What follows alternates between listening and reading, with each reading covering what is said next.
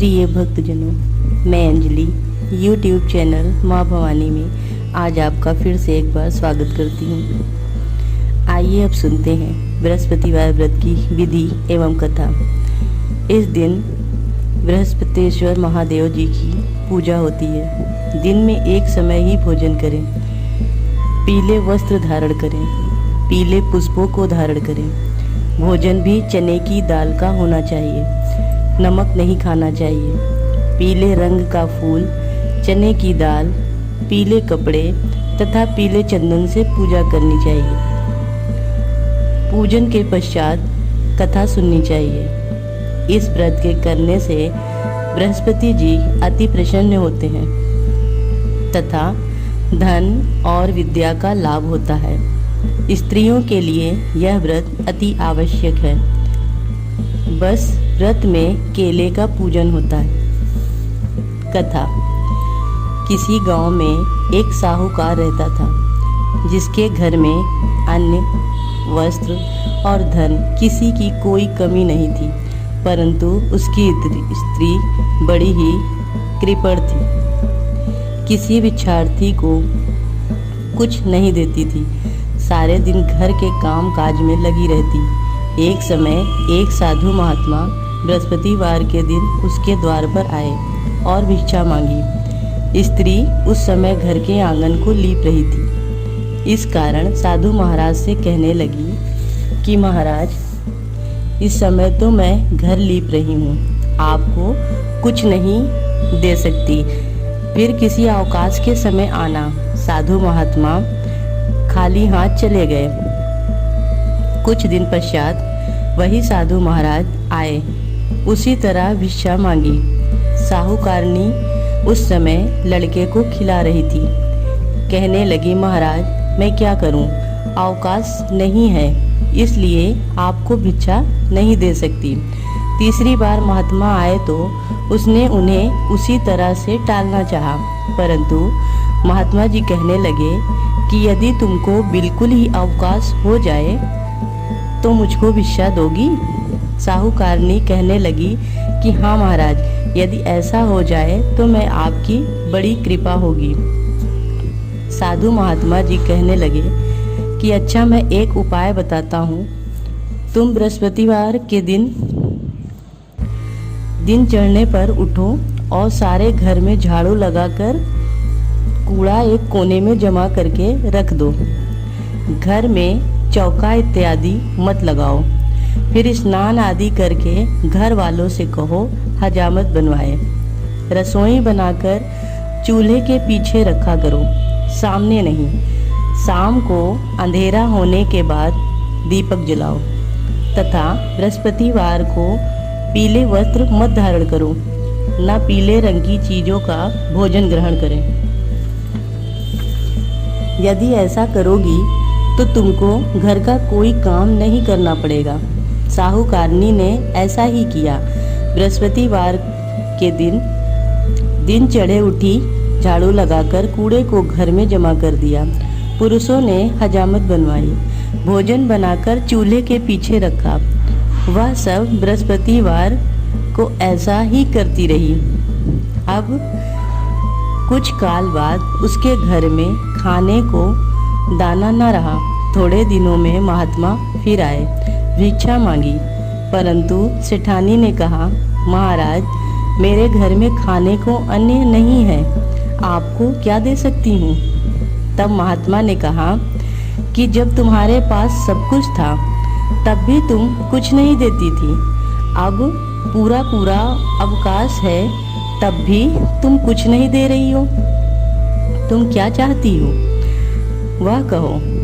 तब सेठानी ने हाथ जोड़कर प्रार्थना की, महाराज अब कोई ऐसा उपाय बताओ कि मेरे पहले जैसा धन धान्य हो जाए। अब मैं प्रतिज्ञा करती हूँ कि आप जैसा कहेंगे वैसा ही करूँगी। तब महात्मा जी ने कहा, बृहस्पतिवार को प्रातःकाल उठकर स्नान आदि से निवृत्त हो, घर को गौ के गोबर से लीपो तथा घर में पुरुष हजामत न बनवाएं। भूखों को अन्न जल देती रहा करो। ठीक सायंकाल दीपक जलाओ। यदि ऐसा करोगी तो तुम्हारी सब मनोकामनाएं भगवान बृहस्पति जी की कृपा से पूर्ण होंगी। सेठानी ने ऐसा ही किया और उसके घर में धन धान्य वैसा ही हो गया जैसा कि पहले था। इस प्रकार भगवान बृहस्पति जी की कृपा से अनेक प्रकार के सुख भोग कर दीर्घ काल तक जीवित रही। कथा 2। प्रिय भक्तजनों, आइए अब सुनते हैं बृहस्पति जी की दूसरी कथा। एक दिन इंद्र बड़े अहंकार से अपने सिंहासन पर बैठे थे और बहुत से देवता, ऋषि, गंधर्व, किन्नर आदि सभा में उपस्थित थे। जिस समय बृहस्पति जी वहां पर आए तो सबने उनके सम्मान के लिए खड़े हो गए, परंतु इंद्र गर्व के मारे खड़ा न हुआ। यद्यपि वह सदैव उनका आदर किया करता था। बृहस्पति अपना अनादर समझते हुए वहां से उठकर चले गए। तब इंद्र को बड़ा शोक हुआ कि देखो, मैंने गुरु जी का अनादर कर दिया, मुझसे बड़ी भारी भूल हो गई। गुरु जी के आशीर्वाद से ही मुझको यह वैभव मिला है।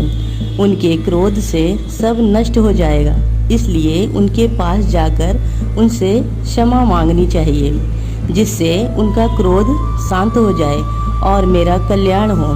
ऐसा विचार कर इंद्र उनके स्थान पर गए। जब बृहस्पति जी ने अपने योग बल से यह जान लिया कि इंद्र क्षमा मांगने के लिए यहाँ आ रहा है, तब क्रोधवश उससे भेंट करना उचित न समझकर अंतर्ध्यान हो गए। जब इंद्र बृहस्पति जी का घर पर न देखा तब निराश होकर लौट आए।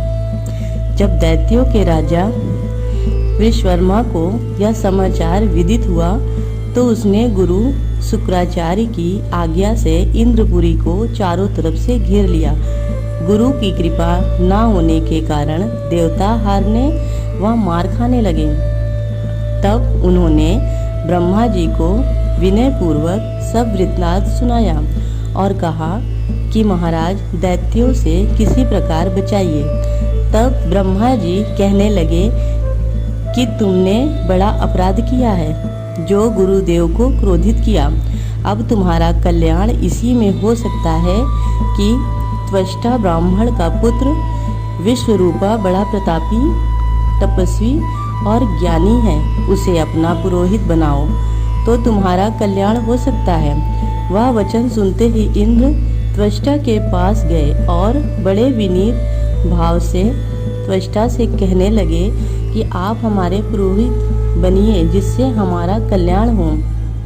तब त्वष्टा ने उत्तर दिया कि पुरोहित बनने से तपोबल घट जाता है, परंतु तुम बहुत विनती करते हो, इसलिए मेरा पुत्र विश्वरूपा पुरोहित बनकर तुम्हारी रक्षा करेगा। विश्वरूपा ने पिता की आज्ञा से पुरोहित बनकर ऐसा यत्न किया कि हरि इच्छा से इंद्र विश्वकर्मा को युद्ध में जीतकर अपने इंद्रासन पर स्थित हुआ। विश्वरूपा के 3 मुख थे। एक मुख से वह सोमपल्ली लता का रस निकालकर पीते थे, दूसरे मुख से वह मदिरा पीते और तीसरे मुख से भोजन करते। इंद्र ने कुछ दिनों उपरांत कहा कि मैं आपकी कृपा से यज्ञ करना चाहता हूँ। जब विश्वकर्मा की आज्ञानुसार यज्ञ प्रारंभ हो गया, तब एक दैत्य ने विश्वकर्मा से कहा, तुम्हारी माता दैत्य की कन्या है, इस कारण हमारे कल्याण की निमित्त एक आहुति दैत्यों के नाम पर भी दे तो अति उत्तम हो। विश्वरूपा उस दैत्य का कहा मानकर आहुति देते समय दैत्य नाम भी धीरे धीरे से लेने लगे। इसी कारण यज्ञ करने से देवताओं का तेज नहीं बढ़ा। इंद्र ने यह वृत्तांत जानते ही क्रोधित होकर विश्वरूपा के 3 सिर काट डाले। मद्यपान करने से भंवरा, सोमपल्ली पीने से कबूतर और अन्य खाने से मुख से तीतर बना। विश्वरूपा के मरते ही इंद्र का स्वरूप ब्रह्म हत्या के प्रभाव से बदल गया। देवताओं के 1 वर्ष पश्चात करने पर भी ब्रह्म हत्या का वह पाप न छूटा, तो सब देवताओं के प्रार्थना करने पर ब्रह्मा जी बृहस्पति जी के वहाँ गए। उस ब्रह्म हत्या के 4 भाग किए, उनमें से 1 भाग पृथ्वी को दिया। इसी कारण कहीं कहीं धरती ऊंची नीची और बीज बोने लायक भी नहीं होती। साथ ही ब्रह्मा जी ने यह वरदान दिया, जहाँ पृथ्वी में गड्ढा होगा कुछ समय पाकर स्वयं भर जाएगा। दूसरा वृक्षों को दिया, जिससे उनमें गोंद बनकर बहता है। इस कारण गूगल की अतिरिक्त सब गोंद अशुद्ध समझे जाते हैं। वृक्षों को यह वरदान दिया कि ऊपर से सूख जाने पर जड़ फिर से फूट जाती है। तीसरा भाग स्त्रियों को दिया। इसी कारण स्त्रियां हर महीने रजस्वला होकर पहले दिन चांडालनी, दूसरे दिन ब्रह्मघातिनी और तीसरे दिन धोबिन के समान रहकर चौथे दिन शुद्ध होती हैं और संतान प्राप्ति का उनको वरदान दिया। चौथा भाग जल को दिया, जिससे फेन और शिवाल आदि जल के ऊपर आ जाते हैं। जल को यह वरदान मिला कि जिस चीज में डाला जाएगा वह बोध में बढ़ जाएगी। इस प्रकार इंद्र को ब्रह्म हत्या के पाप से मुक्त किया।